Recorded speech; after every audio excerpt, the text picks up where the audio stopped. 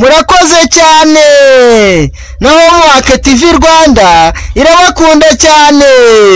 tugiye kwiga ingombajwi yitwa za. reka dutangirire kuri za zo mu cyapa. reka dutangirire kuri za nkuru yo mu cyapa. za nkuru yo mu cyapa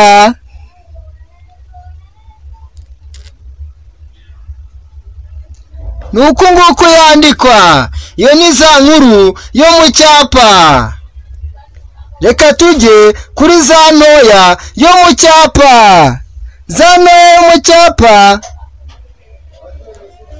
nayo nuko nguko yandikwa.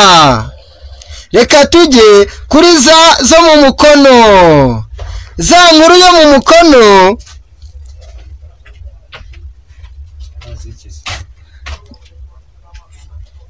nayo nuko nguko yandikwa.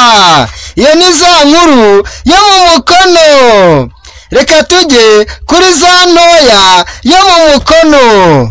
za ntoya mu mukono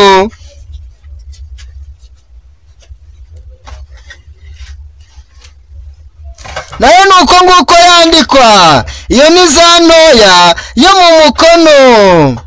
mu by'ukuri urabona yuko zino za zitandukanye. za zo mu cyapa nta twakirizi zifite, mu gihe za zo mu mukono zifite utwakirizi. akakirizi ka za nkuru yo mu mukono ni aka ngaka, mu gihe akakirizi ka za ntoya yo mu mukono ari aka ngaka.